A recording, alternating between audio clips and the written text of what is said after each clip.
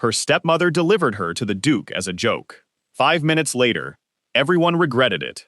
Her stepmother sent her to hand London's most feared Duke a humiliating gift. Sure, he'd throw her out in disgrace, but would he really turn her away?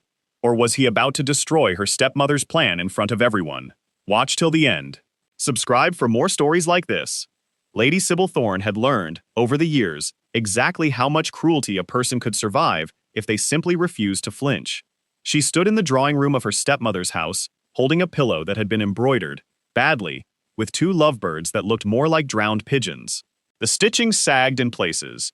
The thread had been chosen, it seemed, specifically to clash. It was the ugliest object Sybil had ever held, and she had been told to give it to a duke. "You will take this to the Duke of Keldon," said Lady Agatha, not looking up from her tea, "and you will tell him it is a token of your affection." Across the room, Agatha's two daughters, Prudence and Constance, were already giggling behind their fans. They had known about this plan for days, clearly. Sybil was the last to hear of her own humiliation, as always. "My affection," Sybil repeated, keeping her voice even. "Yes." Agatha finally lifted her eyes, and there was nothing warm in them. "It's about time you did something useful with yourself, don't you think? You're 22, unmarried, a drain on this household. This is your chance to be of some use." Sybil understood, immediately and completely, what this actually was. The Duke of Keldon was not a man who received courting gifts kindly.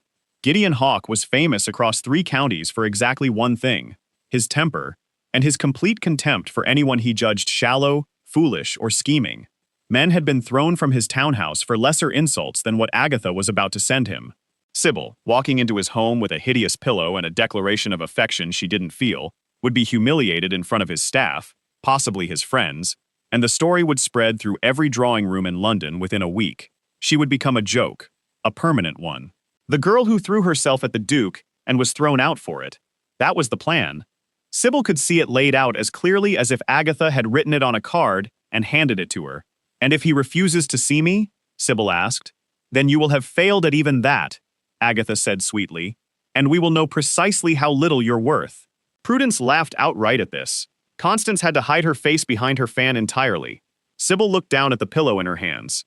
The lovebirds' eyes had been sewn slightly crooked, so that they appeared to be squinting at each other in mutual suspicion. It was, she thought, almost impressively bad. Someone, likely Agatha herself, had put real effort into making something this ugly. She could have argued, she could have cried, or begged to be excused, or pointed out exactly how transparent the cruelty was. She had tried all 3, in years past, and none of it had ever once changed anything in this house. Agatha did not relent to tears. She only fed on them, so Sybil did not argue. "Very well," she said. "I'll go this afternoon." The reaction was almost worth it. Agatha's satisfied little smile faltered, just slightly, at how easily Sybil agreed. She had wanted a fight. She had wanted Sybil begging. Instead, she got a flat, calm acceptance, and it seemed to unsettle her more than any protest would have. "You'll want to wear something presentable," Agatha said, recovering. "Not that it will matter." "No," Sybil agreed. "I don't imagine it will." She left the room before her stepmother could find another way to twist the knife. In the hallway, she allowed herself exactly 3 seconds of closing her eyes and breathing, and then she straightened her spine and went to find her cloak. She was tired. She would admit that much to herself, if to no one else. 6 years of living in this house since her father's death, 6 years of being reminded daily that she was tolerated rather than wanted, had worn down whatever softness she'd once had. What was left was something harder. Not bitter, exactly. Sybil didn't think she had the energy for real bitterness, but armored, distant. She had gotten very good at watching herself be humiliated from a small, safe distance inside her own mind, as though it were happening to someone else. She packed nothing for the visit except the pillow itself, wrapped in brown paper so she wouldn't have to look at the lovebirds during the carriage ride. She packed her pride instead, what remained of it, and a healthy supply of the dry humor that was the only inheritance her father had left her that Agatha hadn't managed to take. The carriage ride to the Duke's estate took the better part of an hour, out past the edges of the city where the townhouses gave way to genuine grounds, hedges, a long gravel drive, an iron gate that looked as though it had personally turned away several unwanted visitors already that week.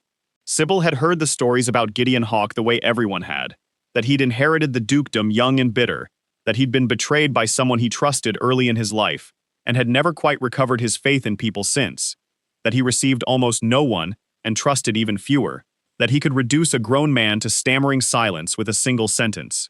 She thought about all of this, sitting in the carriage with the ugly pillow on her lap, and decided that she did not particularly care. What was one more humiliation, really? Stacked on top of 6 years of them, she would deliver the ridiculous thing, say her piece, and be thrown out into the mud, precisely as Agatha intended. Then she would walk home, if she had to, and at least she would have the small, private satisfaction of having done exactly as she was told, without giving her stepmother the reaction she wanted. The gates opened for her carriage without much ceremony, which surprised her. She had expected to be turned away at the drive. She was wrong. It was not the gates where the trouble would start. It was the library. The Duke's estate was larger and colder than Sybil had expected, all dark stone and long windows that let in gray afternoon light without much warmth. A butler met her carriage, an older man with a particular stiff posture of someone who had spent decades perfecting the art of disapproval, and informed her, with barely concealed surprise, that she did not have an appointment. "I'm aware," Sybil said. "I won't need long. His Grace does not receive unannounced visitors." "I imagine not. Nevertheless," she held up the brown paper parcel. "I have something to deliver, and I intend to deliver it myself." The butler's expression suggested he had encountered exactly this kind of stubbornness before, and it had never gone well for the visitor. He asked her to wait in the entrance hall while he informed His Grace, in the tone of a man expecting to return shortly with instructions to have her removed. Sybil did not wait. She had come this far specifically to be humiliated, according to her stepmother's design, and something in her, something tired and reckless, and simply done with being managed by other people's cruelty, decided she would rather be humiliated on her own terms than someone else's. While the butler's back was turned, she followed the sound of a crackling fire down a corridor and pushed open a heavy door before she could think better of it. The library was enormous, lined floor to ceiling with books, and warmer than the rest of the house. A man sat at a wide desk near the fire, hunched over what looked like architectural drawings, a pen in his hand, and an expression of complete concentration on his face.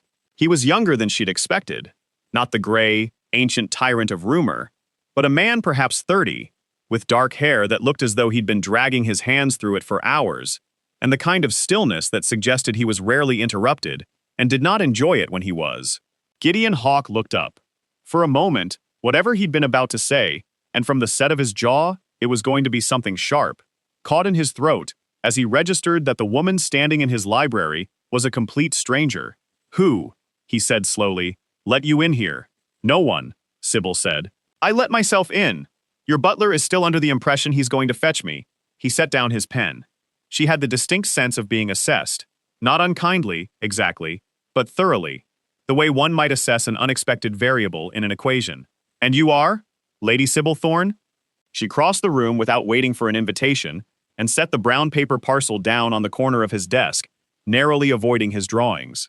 "And I have been sent here to court you, Your Grace, on behalf of my stepmother's very sincere hopes for my future happiness." Something flickered across his face.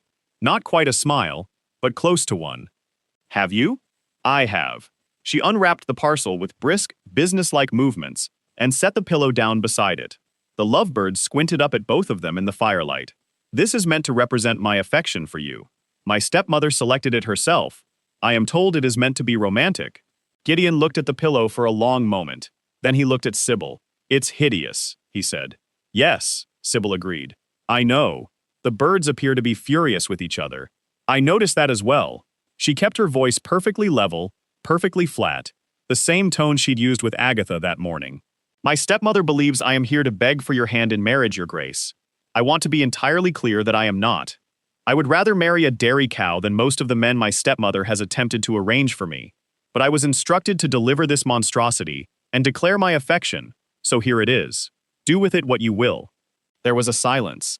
Sybil, watching him from her small, safe distance inside her own mind, fully expected the famous temper to arrive now.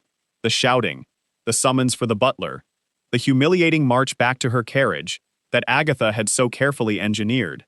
Instead, Gideon Hawke started to laugh. It was not a polite laugh. It was a real one, deep and startled out of him, the laugh of a man who had genuinely not expected to be entertained today, and was having some trouble processing that he was. He put a hand over his eyes, still laughing, and when he took it away, He was looking at her with something that was no longer wariness at all. "Forgive me," he said, still half laughing. "It's only that I believe you are the first person in perhaps 4 years to walk into this house and tell me the truth about anything. I find it saves time," Sybil said. "Sit," he said, gesturing at the chair across from his desk, and there was nothing commanding in it now. It was almost an invitation between equals. "I want to hear the entire scheme from the beginning. And do not, I beg you, leave out the part where your stepmother believed this would go badly for you." Sybil sat. For the first time in longer than she could remember, she found herself almost smiling. "Oh," she said, "it's a very good scheme. Just not for the reasons she thinks." Gideon poured her a glass of sherry, without asking whether she wanted one, which Sybil decided to take as a compliment rather than a presumption, and settled into the chair across from her by the fire. "Tell me," he said, "all of it." So she did. She told him about her father's death 6 years ago, and the will that had left her under Agatha's guardianship until marriage, and the particular flavor of cruelty her stepmother specialized in. Not loud, not obviously villainous, but constant and calculated, always dressed up as concern or opportunity. She told him about Prudence and Constance's giggling that morning, and the pillow chosen specifically for its hideousness, and the plan, so transparent once you saw it laid bare, send Sybil to the one man in London, famous for having no patience for foolish women, dressed up as a romantic gesture, so that his inevitable rejection would humiliate her so thoroughly she'd never recover socially. A permanent, convenient outcast, cheaper to keep than to marry off. "And you agreed to it," Gideon said, knowing all of that. "I agreed to deliver a pillow," Sybil said. "I didn't agree to be humiliated by it. There's a difference, even if my stepmother doesn't see one." Gideon leaned back in his chair, turning his glass slowly in his hand, and Sybil watched something calculating settle over his features. The same look, she suspected, that he wore over his architectural drawings when a problem needed solving. "Your stepmother wants a public spectacle," he said slowly. "Doesn't she? That's the actual goal. Not just your humiliation in private, but the story of it, spreading through every drawing room until you're finished. That's precisely the goal, yes." "Then," Gideon said, and the slow, dangerous smile that spread across his face made Sybil sit up slightly straighter. "Let us give her one she will never survive." "I beg your pardon? The Ashworth masquerade is 1 week from tonight," he said. "Every family of consequence in London will be there, including, I assume, yours. What if, instead of throwing you out into the mud as your stepmother expects, I arrived at that ball as your suitor? Not a polite acquaintance. Not a passing courtesy. Devoted. Obsessive even. The kind of attention that makes an entire ballroom stop talking." Sybil stared at him. "You want to fake a courtship? I want to hand your stepmother the public spectacle she's so desperate for," Gideon said, "and let her choke on it. She wants gossip? She will have gossip. Just not the kind she ordered." It was, Sybil thought, a genuinely wicked idea, and she found she liked it enormously. "And what do you get out of this arrangement, Your Grace? Forgive me, but men in your position rarely offer favors without wanting something in return." Something flickered across his face, old, and a little tired. "I get to watch a woman who deserves better than what she's been given finally have the upper hand for once," he said. "And I confess, I have grown deeply bored of being the terrifying recluse everyone whispers about. It might be entertaining to be terrifying on purpose, for a change, in service of something I actually care about." "That's not really an answer." "No," he agreed. "It isn't. Do we have a pact, Lady Sybil?" She considered him for a long moment, the dark hair, the tired eyes, the wicked, unexpected smile, and found that she trusted this stranger's scheme rather more than she trusted almost anyone in her own household. "We have a pact," she said, and held out her hand. He shook it, and did not let go quite as quickly as strict propriety required. They spent the rest of the afternoon by the fire working out the details, and it became, almost immediately, considerably more absorbing than either of them had anticipated. Gideon insisted on rehearsing the exact quality of devotion he ought to display. Too intense and it looks absurd. Too restrained and no one believes it. And made Sybil critique his attempts at gazing meaningfully into her eyes, which led to both of them laughing rather more than the seriousness of a revenge plot strictly warranted. "You're doing it wrong," Sybil informed him, after his third attempt. "You look as though you're trying to determine whether I have something in my teeth." "I have never once in my life gazed devotedly at anyone," Gideon said, with real, wounded dignity. "This is entirely new territory. Try softening your eyebrows. You look like you're issuing a legal threat." He tried again. This time, something shifted. The exercise stopped being quite so obviously an exercise, and the silence that followed lasted a beat too long. And Sybil found herself distinctly uncomfortably aware of how close his chair was to hers, and how the firelight caught the line of his jaw, and how very unlike a joke this particular moment suddenly felt. "There," she said, a little too quickly, breaking the silence. "That's better." "Was it?" Gideon said, and his voice had gone rather lower than before. Neither of them moved for a moment. Then the clock on the mantel chimed the hour, and the spell, whatever it had been, broke, and they returned, a little too briskly, on both their parts, to planning the exact choreography of a fake romance that neither of them was entirely certain, any more, was fake. The Ashworth ballroom was ablaze with candlelight and gossip by the time Lady Agatha arrived, and she arrived early, deliberately, to be certain she did not miss whatever spectacle her scheme had produced. She had heard nothing back from Sybil in the week since, no summons, no scandalized letter, nothing at all, and had decided this silence was itself a good sign. Sybil had likely been turned away at the gate and was too ashamed to report it. Agatha found a prime position near the refreshment table, arranged her daughters attractively beside her, and settled in to enjoy whatever whispers began to circulate. They began sooner than she expected, and they were not the whispers she'd anticipated. The doors of the ballroom opened, and the room fell silent in a wave, the way a held breath falls silent, because the man walking through them was the Duke of Keldon, and the Duke of Keldon did not attend the Ashworth masquerade. He did not, as a rule, attend anything. Agatha's champagne glass had nearly reached her lips when she registered who he was walking toward. Gideon crossed the entire length of the ballroom, past the wealthiest, most eligible debutantes of the season, past mothers who had spent a decade angling for exactly this attention, and stopped in front of Sybil Thorne, standing quietly near the wall, in a gown that was serviceable, rather than fashionable, because Agatha had never once purchased her a new one. He bowed, deeply, and when he took Sybil's hand and pressed a kiss to it, he did so with an intensity that made the entire room, collectively, forget how to breathe. Agatha's champagne glass slipped from her fingers and shattered on the floor. No one even glanced at the sound. Every eye in the ballroom was fixed on the Duke of Keldon, London's most famous recluse, gazing at Sybil Thorne as though she were the only person in existence. "Your Grace," Sybil said, her voice carrying just far enough for the nearest onlookers to hear. "I wasn't certain you would come." "I could not have stayed away," Gideon said, and led her onto the floor as the musicians, startled into motion, began the next set. They danced the traditional country dances, weaving through the other couples, and Sybil was acutely aware, more acutely than she'd expected to be, that whatever had begun as performance in his library a week ago had shifted into something considerably less rehearsed. His hand was warm at her waist. When he pulled her a fraction too close during a turn, it did not feel choreographed at all. "You are an excellent actor, Your Grace," she whispered, breath catching slightly as they moved together. "Who said I was acting, Sybil?" His voice had dropped low, serious, and the humor that had carried them through the whole scheme so far seemed to fall away entirely, replaced by something that made her pulse unsteady, in a way that had nothing to do with the dance. They did not finish the set. By unspoken agreement, they slipped instead toward the glass doors that led out to the conservatory, away from the crush of staring guests and Agatha's white, furious face, into the cool dark and the heavy scent of jasmine. "You've made your point," Sybil said, once they were alone among the ferns and the moonlight. She dropped her glass. The whole room saw it. "I don't much care what the whole room saw," Gideon said quietly. He reached out and traced his thumb along the line of her jaw, and Sybil found she had entirely forgotten how to produce a dry, clever remark, which had never once happened to her in her adult life. The space between them had narrowed, without either of them quite deciding to narrow it. His eyes had gone dark and searching, and hers, she suspected, looked much the same. "Gideon," she said, and it was the first time she'd used his given name, Sybil. He leaned down. She lifted her chin.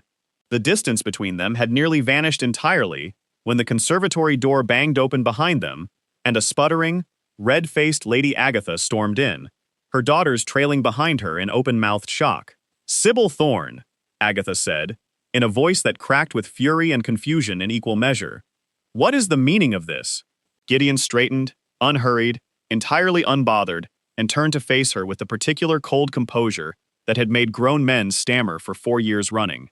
"The meaning, Lady Agatha," he said, is that your stepdaughter delivered me a very ugly pillow 1 week ago, and I have not been able to stop thinking about her since." Agatha's mouth opened and closed several times without producing sound. Sybil expected the storm to break the following morning, and it did, but not in the end, in the direction she had spent 6 years learning to brace for. She woke early, out of habit more than intention, and found that the house was already unnervingly quiet. No summons from Agatha demanding an explanation, no shrieking from Prudence and Constance, who had gone silent themselves after the conservatory scene, apparently uncertain what tone was even appropriate anymore. Sybil dressed, went down to breakfast, and found her stepmother sitting rigid at the table, staring at nothing, her tea gone cold in front of her. Neither of them spoke of the ball. Agatha did not accuse her, and Sybil did not explain herself. The silence between them felt, for the first time in years, like something Sybil was not losing. By mid-morning, she had decided the safest course was to begin packing. Whatever last night had been, real or performed, she genuinely no longer knew which. It had certainly upended whatever fragile peace existed in Agatha's household, and Sybil had learned long ago not to wait around for her stepmother's temper to find its target. She was folding a shawl into her single traveling case when she heard it. The unmistakable, heavy rattle of a ducal carriage thundering up the drive, far too fast for a polite morning call. She was still holding the shawl when Gideon Hawke came straight through the front door without waiting to be announced. Agatha shot up from the breakfast table, already stammering out some fawning greeting. "Your Grace, what an honor! We hadn't expected." But Gideon walked past her entirely, as though she were a piece of furniture that happened to be talking, and did not stop until he reached the sitting room doorway where Sybil stood, traveling case half packed at her feet. "You're leaving," he said. "I assumed I'd have to," Sybil said. "I imagined last night would have consequences." "It did," Gideon said. "That's precisely why I'm here."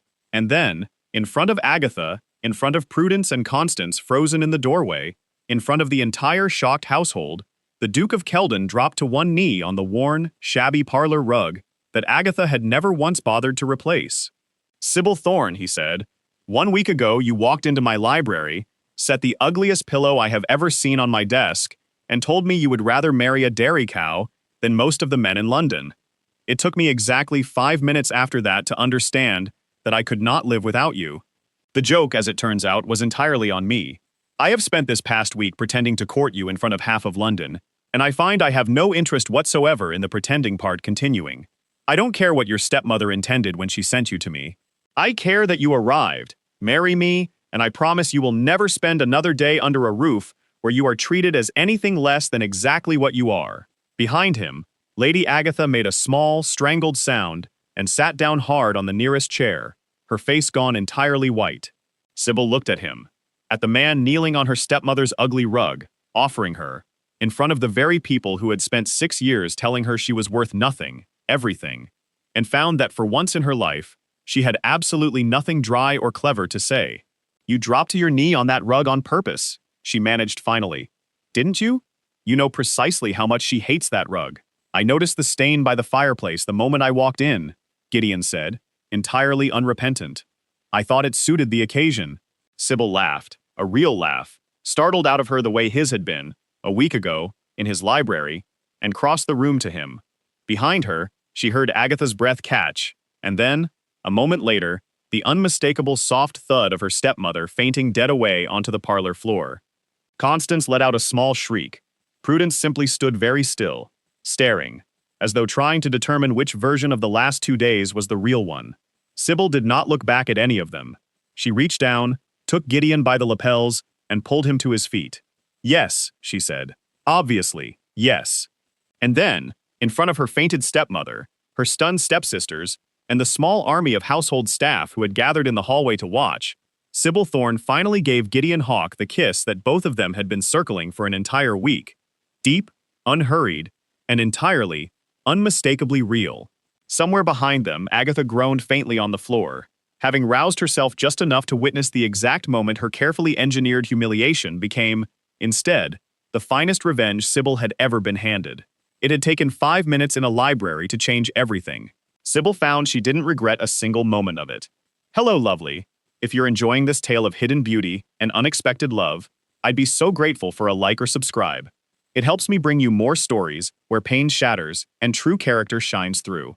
And if you'd like, tell me in the comments where you're watching from.